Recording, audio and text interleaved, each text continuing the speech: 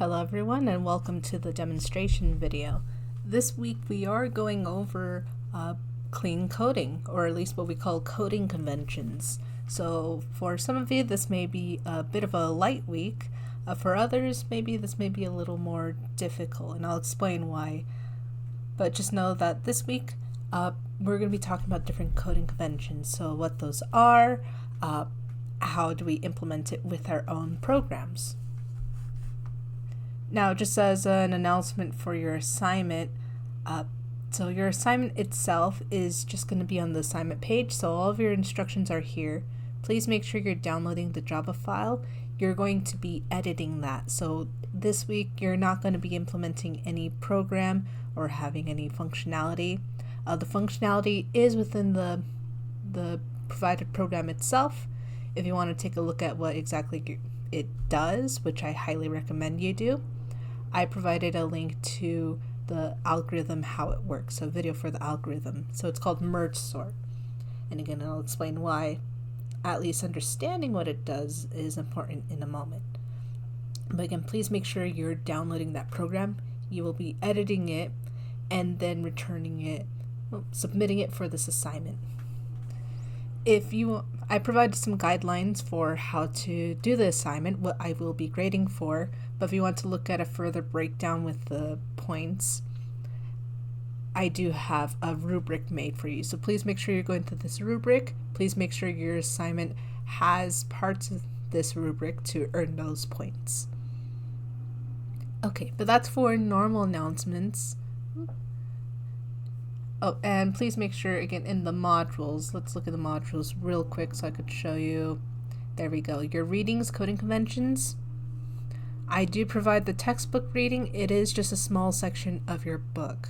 I don't have any notes because, one, it's a smaller section of the book itself, so there isn't really much to summarize. However, I have found one good documentation of coding conventions by Oracle itself when it comes to Java. So you could please read through those. Here's the one on their website. There is a PDF version, although it's a little older. And then I provided an article for clean coding. So please make sure you're taking a look at those. Now, as for the actual demonstration itself, when you open up your merge sort program, or at least the one you will be doing for your assignment, it'll look a little something like this. And for most of you, you'll read it and wonder what the heck is happening here. And that's exactly the point. So here, I actually had a friend go ahead and code the merge sort algorithm, and in a way in which it's very messy. So you could see this doesn't really implement any what we call coding conventions. Coding conventions is basically a list of rules in which we would want programmers to follow when it comes to writing the code itself. So we're not even really talking about the syntax. You'll notice that this could actually run on its own. If you run the program, there we go. It will do what it needs to do. So it's given an array of different numbers and it sorts it in ascending order. And we see that it works properly. There's no crashes. I could edit this and it will be able to edit this with more numbers, less numbers, a different variety of numbers, and it should be able to sort everything. The only thing is, if we look at the code itself, it looks very intimidating, not just because it's a new program for you, or maybe a new algorithm you're not able to understand yet, but because it's literally coded not how we would like it, so not in a way which abides by the coding conventions. So if someone had you go in here and try to, let's say, either fix the algorithm or implement something new into the algorithm, it would be very difficult, because even for maybe an experienced programmer, something like this would be very hard to navigate. I know for myself this would be very hard to navigate. So for this demo, I won't be using the merge sort Java because that's for your assignment, but please know that if it looks intimidating, it's supposed to, because you will be having to go through this and basically cleaning it up, not the code itself, but just the placement. I'll demonstrate that with today's video. But do know that it may be a little harder cleaning up the code if you don't know exactly what the algorithm is. So that's why I will have you going and at least seeing that video, understanding what exactly is going on so you could sort this out better, especially when it comes to creating comments. So let me go ahead and close out of here. So for today's demonstration video, we'll be cleaning up a code. I've had my friend also do this for us as well, so we'll be kind of taking it apart. But at least what I was told is that this is what we call a binary search algorithm.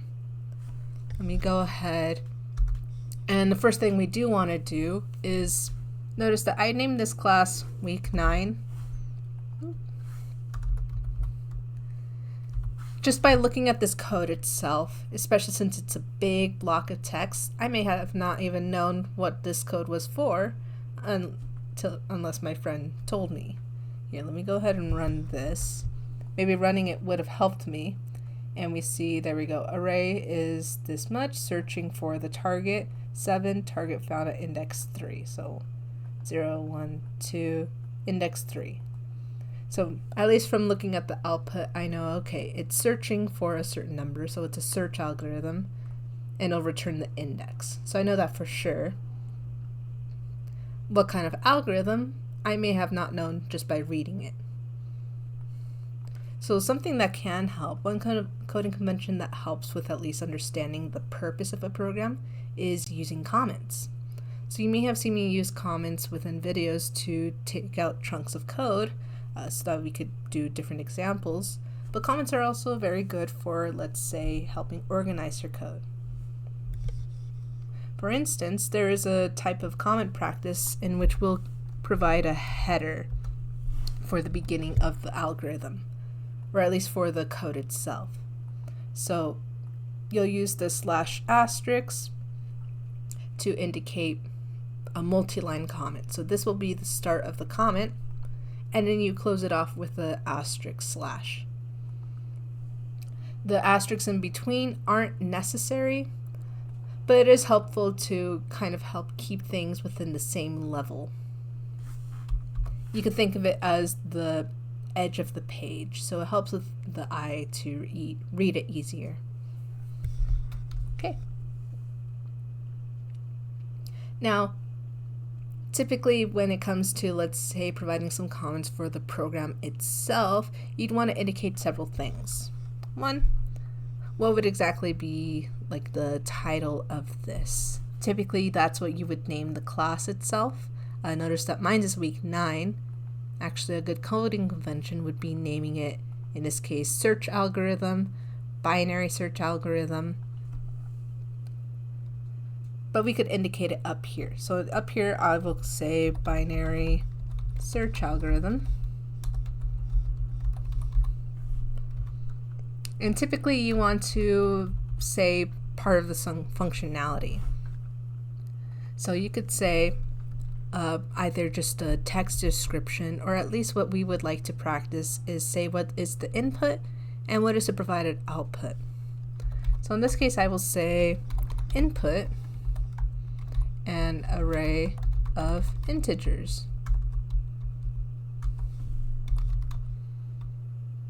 Part of this input is also, here, let me put it at this same level. But part of the input is also what we're searching for. So in this case, we're searching for some kind of numbers. So we could call it a target integer.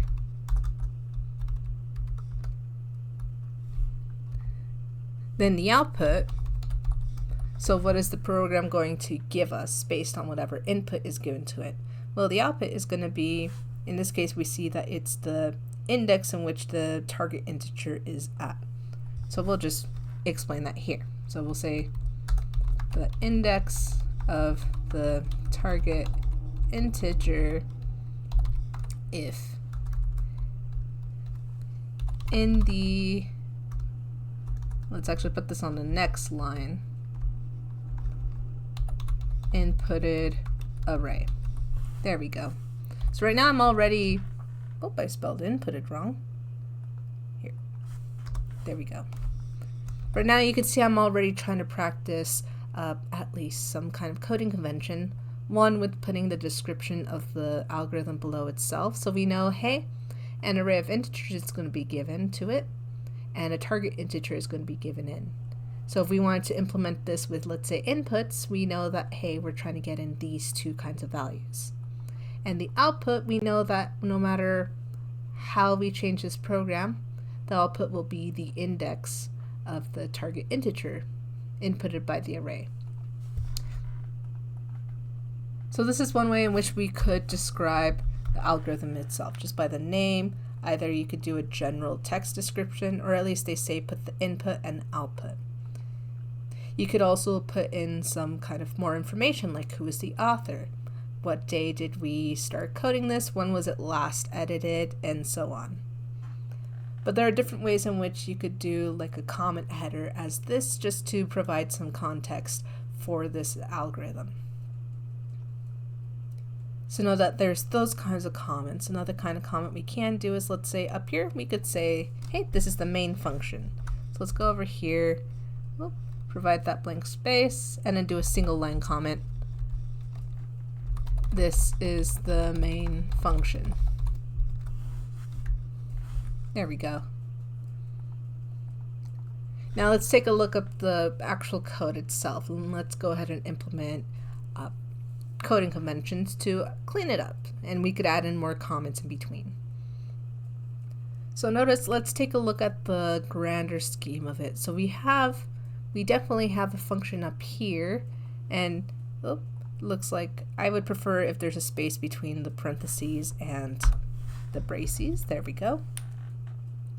And if we look down, if you're using an IDE and you put your cursor here, you'll see that, hey, we have a braces and it ends here. But over here, it looks like we have another function, which for some reason is on the same line. Typically, you want to keep functions separated. So let's go ahead. There we go. And we wanted to keep it at this same level. So notice there's like an invisible line here. This public lines up with this public. We know that these functions are somewhat at the same level, at least within this class. So let's go ahead, let's create a blank space in between them so we know the definite separation. And actually, let's go ahead, let's do another one so we could put a comment above it. This is a function named search. Now the same thing with the comment here, we could go ahead and provide kind of a description, just like how we did with the general program. And actually it is recommended for functions to indicate the input and output, especially since we see here there are parameters that are given, and we also see a return value based on the type of value, in this case an integer. What exactly it inputs or returns, we could try to see based on one. Let's look at the parameters for input. So let's go ahead. You can make this as a multi-line comment. You could do this as individual. Let's actually do this as a multi-line. So let's shift some things around. There we go. And again, if you're not using an IDE, that is perfectly fine. Just make sure you're still using the slash asterisk, and it is recommended to do the asterisk in at the same level. So we know this is a function named search. Let's provide the input. So the input looks like an integer array. So an array of integers. If we want to, we could indicate the name. So R equals an array of integers. L is an integer. We may not quite know what that means yet, but we'll put that in for now. R is also an integer. And then we have the target, which kind of seems self-explanatory right now. Looks like that it's the target integer in which we're searching for. So let's go ahead and put that target equals an integer or the integer that we are searching for. There we go.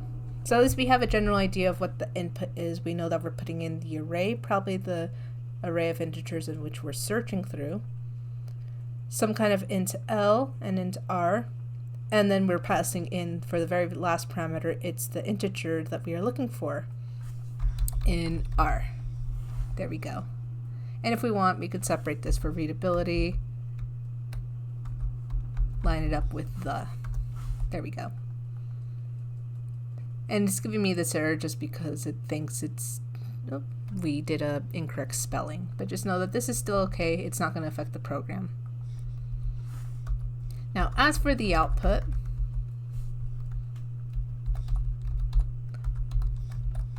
as for the output of this function, it may be kind of hard to look at, but if you want to know, look for the statement that says return.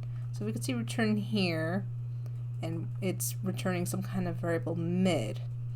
We see mid over here, and it's doing some kind of calculation with the L and the R parameters. So maybe we'll take a look at this later on, but we definitely know that it seems to return -1 at some point. Taking a look further at this program, we could see we got something going on with an if statement here. So let's go ahead and actually clean this up to make it a lot more readable. So speaking of which, let's go up here and let's talk about the code itself. So right now we kind of separated different parts of the program. We definitely know down here, the output returns some kind of integer. We definitely know that. So let's see what's actually going on with the binary search algorithm. Again, if you kind of want a visualization, you could go ahead and do some research on the binary search. But right here, we're just trying to read through it ourselves. Okay, so let's take a look at main, and let's go ahead and just clean this up in coding conventions. So one, we could see that there's 2 lines with a semicolon ending it. Again, we use semicolons to end different statements. So after a semicolon, that single statement is executed. When it comes to coding conventions for Java and most programming languages, we want statements to be on their own line. So not combined like this. Again, this still executes correctly. The syntax is correct. It's just not very nice to read. So let's go ahead, let me get rid of the space and put the int target over here. There we go. And at least what I like to do is provide spaces in between the equal sign, just so that there's some breathing room to look at. And the same thing over here with the 1 comma. I like putting spaces after the commas. There we go. Now this part looks a lot more breathable than what we saw earlier. Now notice that I said that there is a definite coding convention where they want statements to be on their own lines, and for me, I liked putting spaces in between equal sign and after these commas within the array. Some rules for writing clean code can be something that is agreed upon by most of programmers. So that's why we call it a convention, basically a rule that we kind of all agreed on to follow so we could read code easily. Others is based on our own style. For instance, I like to use the use of spaces. You notice that I have a different way of writing comments for my program and also how I organize it. I could have had it keep going through the lines, but I don't really like it like that, especially if, I don't know if I could do it here, but if I squeeze this window, let's squeeze this window, things kind of chop off, or if you have a word wrap, it could wrap around weirdly. So I don't like that. That's why I like trying to keep it at least to kind of a sliver. But again, that part can differ between people. Some coding conventions are definite. So just keep that noted. All right, so we have these two statements on separate lines. And typically what I like to do is I could go ahead and create a blank space to separate this portion from the rest of the code. Basically, sometimes we like spaces kind of like think of it as creating different paragraphs between your code itself. So when you're writing a document, we like it to be chunked up in paragraphs because if it's a giant block like this, it just becomes very overwhelming. But if we provide spaces, it does leave more breathing room, and it also kind of separates parts of the code for us. Sometimes we'll separate it by variable declarations, like how we have up here. And other times we call it logical blocks, basically just things that seem to be logically together. So just code that kind of is relatable to each other. We want to keep that within its own paragraph. And then we'll break it off with a white space, a blank space, if it's talking about something else. So in this case, I'm saying, hey, up here, these are the variables. If you want to, you could create a space between the variables and the function header. Now, if we look over here, we're starting to create output. So that would be kind of its own logical block. And now when we look here, we see that there is a for loop. We're looking at a for loop, and within these parentheses, everything's very squished in with each other. So let's go ahead and just add in some spaces. So again, I like it when there's space between the equal sign. When it comes to for loop, I like it after the semicolon, so we have that breathing room. Also spaces in between any of your operators. Array length, and then space after that semicolon. There we go. So it looks a lot more neater. Provide a space between the parentheses and the braces. And then notice it seems to just keep on going with the code itself. Actually, if we see the braces here, it's closed off on the same line. Again, it doesn't affect the actual execution of the program. It'll just do this part of the loop, then read this part, and then so on. So when your Java program is running, the Java itself goes not just line by line, but from left to right. Now again, it's very much easier if we have each of the statements on their own line. So you know that consecutively this is being executed, then this, and then whatever's for the for loop. Oh, actually, let me create a space between the for and the parentheses. Perfect. So if we want it on its own line, let's go ahead and do enter.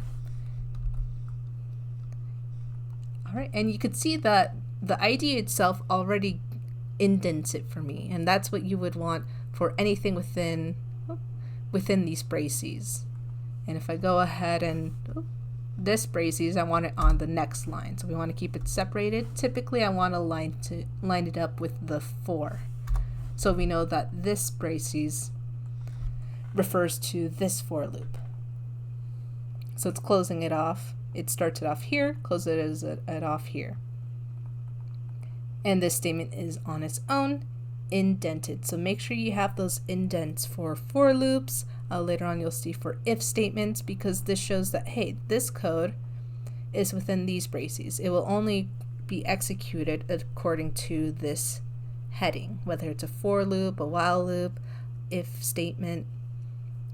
This code is associated with this. If you have it without the indent, sure, it'll still execute, but it's very hard to see what's the difference between this system outprint and this system.outprint line. All right, so remember, have your indentations. We know that this is on the same line. There we go. You may see some people, so at least this is the convention I like to do, where the braces starts off here. Some people want to put these braces on their own line. For instance, they do something like this, which is still valid, and there's some coding conventions which have the braces right after, let's say, the for loop or if statement like this, and some people find it easier to read, other people find it cleaner. So just in case you see something like this, know that it's its own coding convention. For myself, I don't like it. I like keeping it up here. At least it keeps everything within the for loop itself condensed. All right, let's go ahead. Some people can also do a blank space over here. So you print out the array, and reading into this, we see, okay, so it prints out the array, and this for loop, based on reading it, starts at 0, I is less than the array length, and we're printing out the array contents here. Let's add these spaces. There we go.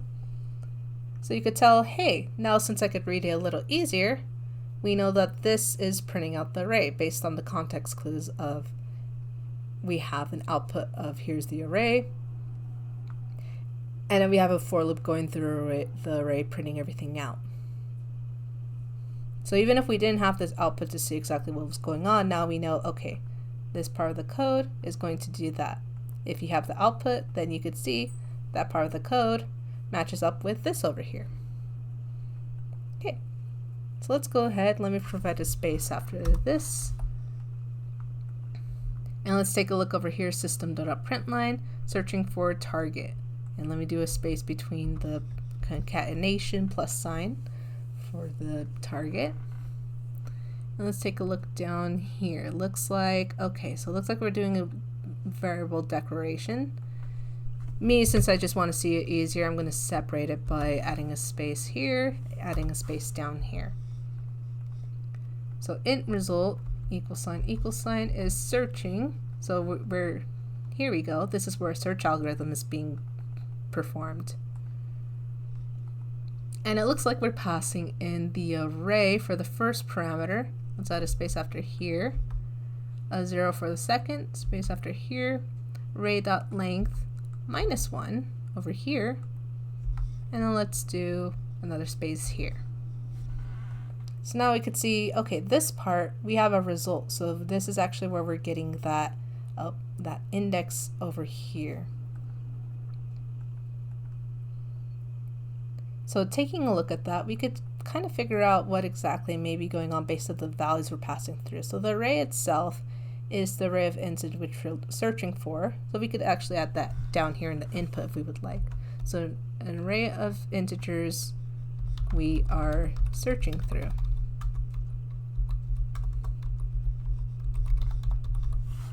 And again, I like it when these are separated. So let me go ahead and put down the next line. An array of integers we are searching through. Okay. Now, what's going on here with, remember, the parameters line up. So 0 refers to L down here. Array length -1 is referring to R down here. So we know that 0, that means the very first index for this array. And looking at array length -1, that's the very last index. Remember when we talk about arrays, it starts at 0 and it ends at the size of the array, so how many elements it has, -1. So does that mean that L and R refer to the very first index and very last index? We'll take a look at that.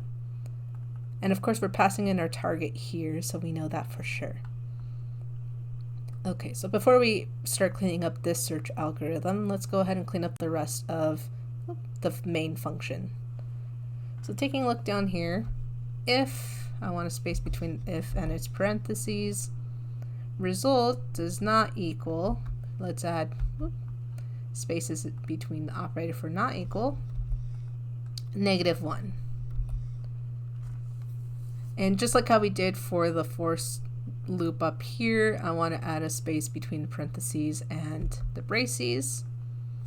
And the braces themselves, remember, we want to keep the statements within them with an indentation. Put the braces on the next line, line it up with the if statement so we know that this is at the same level. And it looks like we just have one statement in here, a print statement. It's indented properly, there we go. So again, make sure you have that indent when you have braces. And then let's do a space between for the concatenation operator. So now reading this, if result, so whatever we calculated for search does not equal -1, then it looks like the target was found and the result will be returned, so it's some kind of index. Else, oh, notice we have an else here. Let's do space, put this on its own line, get these braces lined up here. When it comes to if-else statements, you may see it like this. This can be a valid way to do it. Some people will also put the else right after the ending braces for if.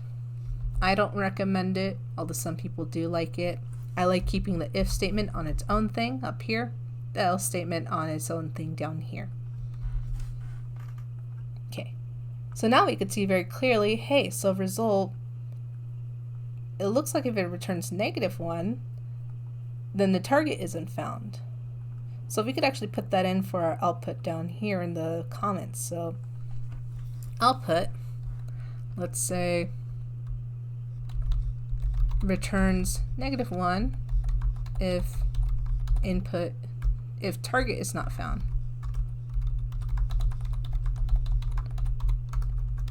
In array. Alright, so it returns -1 if target is not found in the array. And we know up here, based on the output line, target found an index and the result, we know that it returns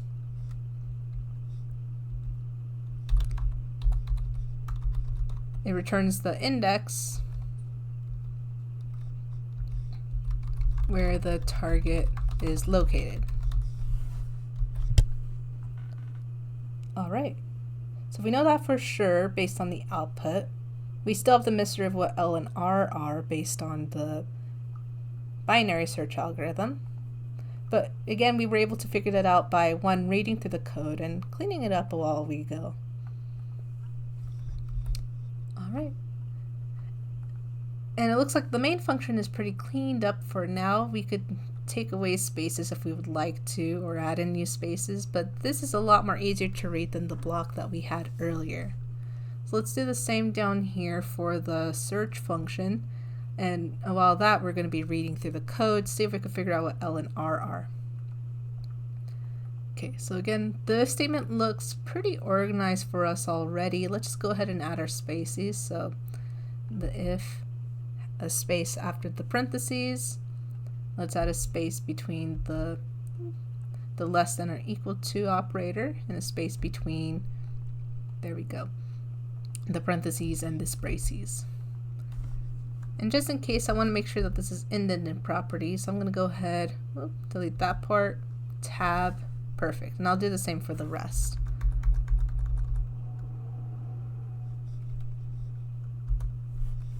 There we go. So again, indents do matter, so you know what kind of level we're at. Actually, it seems like, yeah, it looks like we have a couple of if statements, so we want to clean that up. And there we go, and let me make sure we have this lined up over here with the function. Perfect. Yeah, sometimes when it comes to spaces, when you copy and paste the code over, I had this done again by a friend, but they submitted it through text, so I really had to format it actually earlier. Okay, but we got this kind of going. Jumping ahead, we see, there we go, we have this return statement. Again, that's its own statement on its own line, so let's go ahead and actually do that after this if statement. Okay, so now we're going to look, here we have this thing where it's looking for if L is less than or equal to R. So if this index over here, remember the first time we're passing through this index, it's 0, so the first one. Then over here, we're looking at the very last index. So it seems that we're seeing if L, making sure that L does not intersect with R. So you can't have it swapped where one is greater than the other. L has to constantly be less than R. So that's one thing we can know about the binary search algorithm.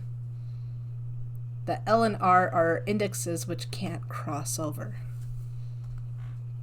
Okay, let's take a look at the code here. So we have a variable declaration with an int value, mid. Let's go ahead and add a space between the equal sign, the assignment operator, this operator over here. Let's do it over here as well for R minus 1, and then for the division. Okay, so let's take a look at this. By looking at the name itself, mid,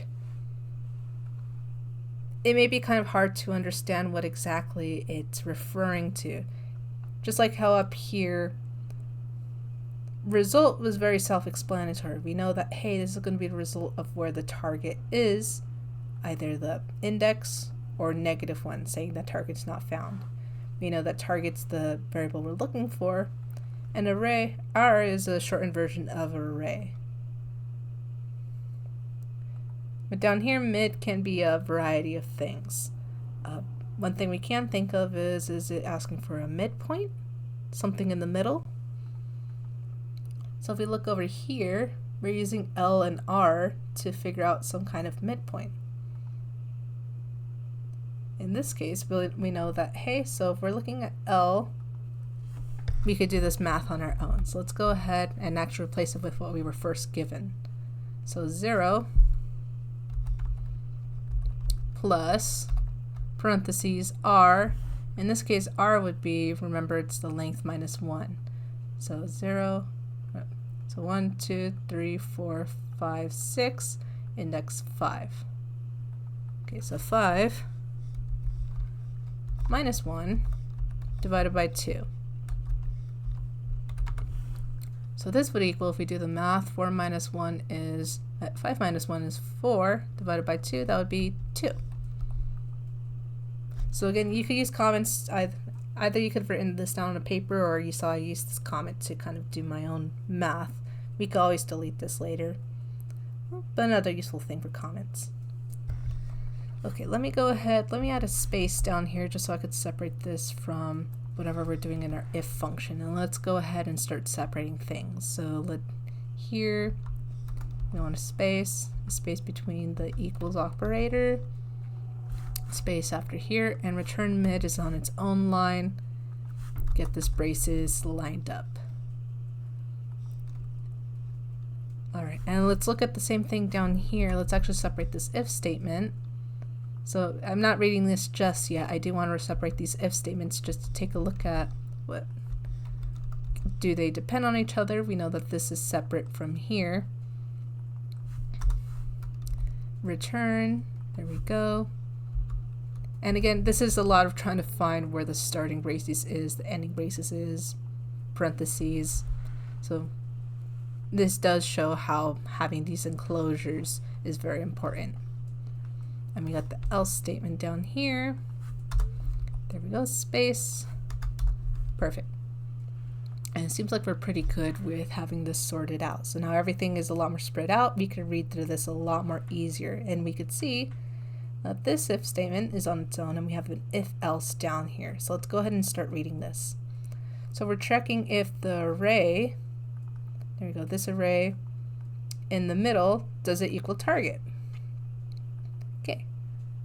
And if so, return that index. So return the index of which mid is, that middle point. Okay, so it seems like if we're looking at our array up here, so 0, 1, 2, this does seem like the midpoint between this. So if it equals the target, which is 7, you would just automatically return it. We'd be done with the algorithm. If not, which in this case 5 does not equal 7, so let's go ahead and take a look at what it does. So we know that array at index 2, we know that that is 5. 5 does not equal 7, so it skips this. Now we're going to see here, is that value greater than target? Oh, So 5 is actually less than target, so it looks like down here, let's separate these values. We see that we have a recursion occurring. It's calling search again. And how is it doing this recursion? Well, let's take a look here. So in our case, we know 5 is actually 5 greater than 7 is not true, so it goes to the else statement, and we see, okay, search, it passes through in our array again, and it still passes in our target. The only things that are changing is the L, so L is actually being given the middle point value, plus 1. So in this case, that would actually be 3, and it's giving the R again. So you could see that we're actually moving the goalposts. So in this case, you're instead of searching for the entire algorithm through the entire array, it's doing it now from 3 to the end. Well, what if, let's say, this value were greater than 7? You could see here, something similar happens, where we're still turning in the array, the target, but L is being kept the same, and we're moving it down to that middle point, minus 1. So in this case, if this was 8, or whatever value was there, it would go ahead and close it in onto the second half. So that is what the binary search algorithm is. So if you weren't looking into it beforehand, we do know, hey, it's chopping it down based on this array. And notice that this array is sorted out because we are seeing, hey, if 5, so the current middle, is less than 7, then we know that above it 7 has to occur. So we could go ahead and edit our input as well. An array of sorted integers. There we go. And down here saying the same thing, an array of sorted integers we are searching through.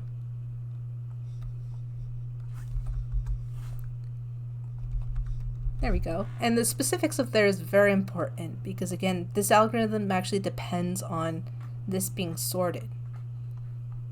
It matters that 5 over here, or actually over here, that 5 is greater than target, or if that value was less than the target, because we need to know which section we're looking through. And actually we're dividing it up until we reach it.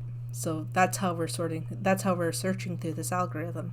We're cutting it up, saying, hey, is the current spot we're at greater than or less than our target?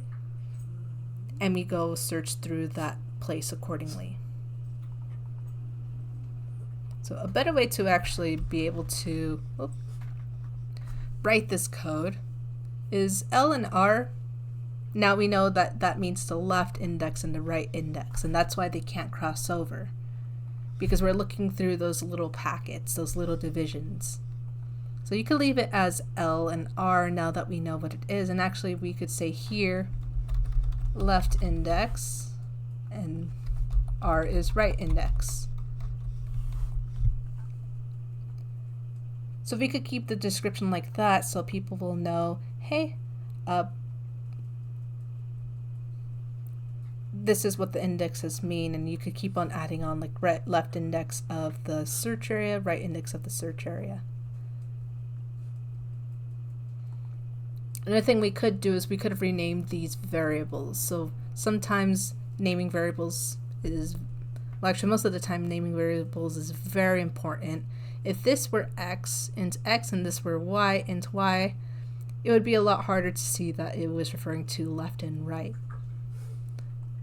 So that's why the person here had it as L and R. We could also write it as left and right, which is longer but more straightforward, and then replace everything accordingly. So when it comes to naming conventions, that is something that you could look into. Just make sure that you have everything match it. If you're using a variable constantly, having it shortened down like to a single letter can work. But again, just make sure that you have it defined somewhere what it means. Okay. So overall, we did clean this up really well. Now this code is a lot easier to read. Another thing you could do is just add comments to describe different lines. So like up here, you could say variable declarations, and I could further explain after here. So sometimes you may want to provide comments after a program saying, hey, this is a sorted array. So just to add emphasis. And you could say target here is the number or the integer we are looking for.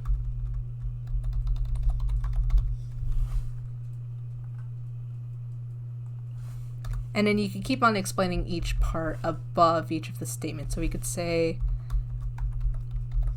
output the array's contents. If you want to keep this together, you can. So you know, hey, this prints out array, and this part will output all of the array's contents. Then over here, we're going to put output what number we are searching for. And then we could explain over here that, hey, this part we are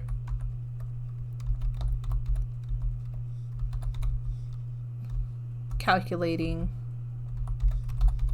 location of target in R. There we go. Oh, let's fix that spelling. It's calculating. And if you want to add emphasis, you could put in using recursive function search.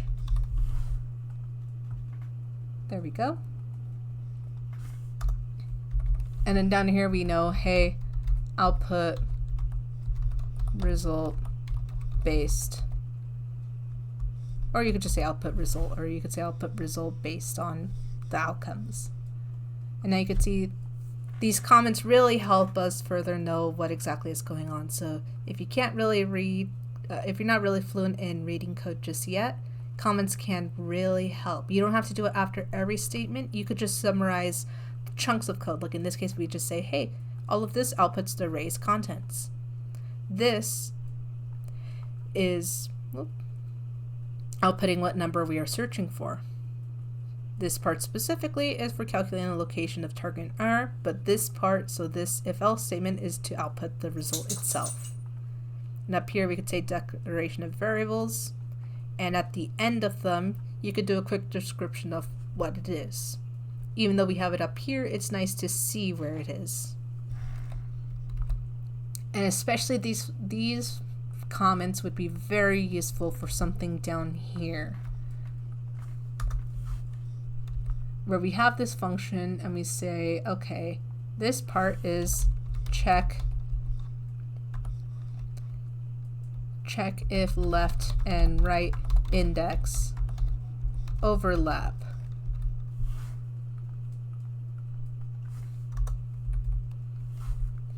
So we could check if it overlaps, and if not, it will go ahead and do this code. Actually, if not, it will go ahead and do this code down here. So if they overlap, that means target is not found. So just by reading this, we definitely know, okay, this algorithm, it needs to check if those indexes, L and R, overlap. If not, target's not found. And by here seeing this comment, we can know that L and R means the right index. So it does give more context clues. And then we could keep on adding more comments here. So like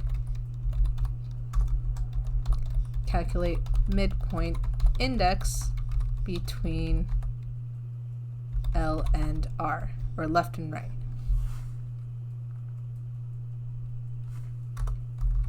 Then over here we know this statement, this if statement is return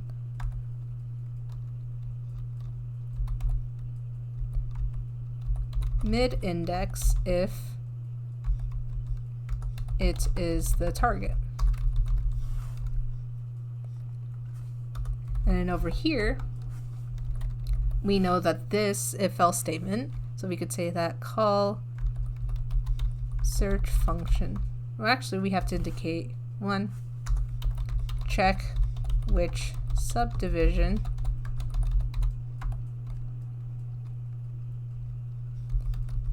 target is in, left or right. So now we could say, hey, over here, remember it's moving it down to the left subdivision. So we could say search in left subdivision. And then over here it would be the right. So search in right subdivision. There we go. So now, even though this is using a lot more lines of code, again, you have a lot more lines, this is good documentation for the program itself, especially if someone has never seen binary search algorithm and they have to maybe fix something in here. You have comments indicating what each of the part of the code is, and everything's spaced out for readability purposes. It's also very nice to have these chunk comments over here for indicating what exactly this function is. You could even just add a brief description of the purpose or clearly indicate the input and output. Okay. But that's how we cleaned up this code. And again, you could go ahead and do different things like here. Again, I like adding in my spaces. Sometimes when it comes to naming variables, you may want to change them up. Even remember I mentioned at the very beginning, naming the class itself can mean a whole lot of difference. Naming functions, this we know is definitely a search. If we want to be specific, maybe if we have different search algorithms, we could call this a binary search and change it accordingly here. So again, there's different ways of cleaning the code. But at least what I did right now was a generalized idea of separating statements on their own lines, cleaning up how different logic blocks, like for loops and if statements works, so we could read it a lot more. So don't forget your statements being on their own separate lines. We have different indentations, which refer to these braces, and of course comments to either clarify different parts of the code or just indicate what's doing what. Where's our different code for the algorithm itself. So I will leave it at that. Again, just make sure, let me pull this up one more time. Make sure you're reading through the rubric to know exactly what you'll be editing for the merge sort.java. And again, this video is a lot longer because I actually was, trying to help you figure out how to read this code and know what the code is doing. Here you can make it easier on yourself by understanding what the merge sort algorithm is supposed to do, and then looking through the code and kind of having that feedback. So you're not completely clueless of what different of the parts of the code is doing and how to separate it. Alright, I will leave it at that. Again, if you do need any assistance, you could either attend my student hours or schedule a Zoom meeting with me so we could go over either learning different coding conventions or how exactly you want the merge sort algorithm to be cleaned. Other than that, I will see you in the next video. Alright, have a good one.